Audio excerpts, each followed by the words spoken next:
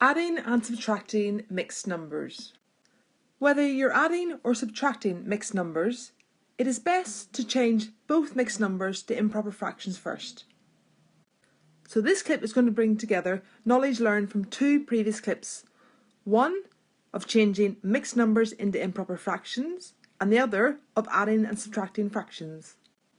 So can you remember how to do this? So what we have to do is we multiply the whole number by the denominator and add the numerator. So that gives us 7/3. You do the same thing with the other one. You've got one whole multiplied by the denominator, which is 2, add the numerator, which is 3. So that's 3/2. Now that's the first step. Once we have them as improper fractions, we can look at adding them together. But remember, we can't add together fractions unless the denominators are both the same. Can you remember how to do that? You need to get the lowest common multiple of these two numbers, which is 6, and then you need to change the two fractions 7/3 and 3/2 into two equivalent fractions with a denominator of 6. So to get from here to here, you times the bottom by 2, so you multiply the top by 2. So 7 2s are 14.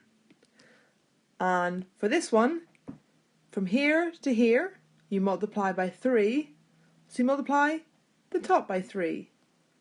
3 times 3 is 9. Now once we have the same denominator, we can now add them together. So remember, 14/6 plus 9/6 will give me 23/6.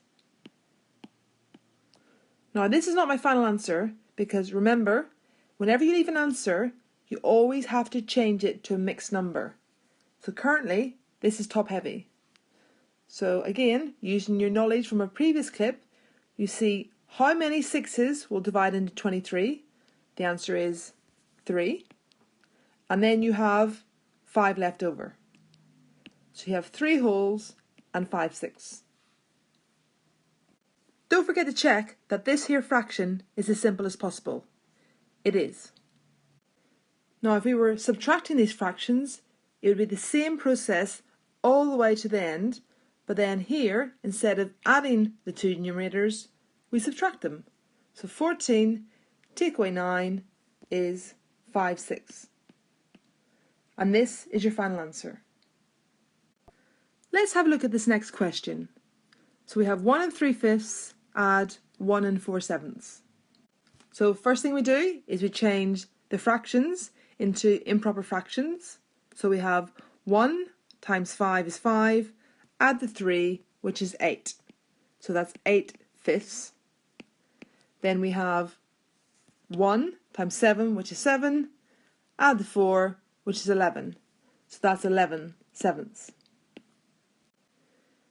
Now we find the lowest common multiple of 5 and 7. So that is 35. So to change this fraction into equivalent fraction with a denominator of 35, you multiplied the bottom by 7, so you multiply the top by 7. So that'll be 56. And then to get from this denominator to this denominator, you times it by 5. So you times the top by 5. So 11 5s are 55. Now we can add them together. So 56 plus 55 is 111 over 35. Now don't forget, you must never leave an answer as a top-heavy fraction or improper fraction. So we have to see how many times does 35 divide into 111. So it divides in 3 times. So 3 35s are 105. So that gives me 6 left over. So that is 6/35. Now always remember to check to see if this fraction here can be simplified further. It can't. So the answer is 3 6/35. Now have a look at this question as a subtraction. As you can see, you do the same thing all the way to the very end, but now instead of adding them together, you're going to subtract them. So 56 35ths, take away 55 35ths, and you get the answer of 1/35. Now it's your turn to answer some questions. Pause the video and try these. How did you do? Here are the answers. If you answered any incorrectly, have a look back through the video and then try again.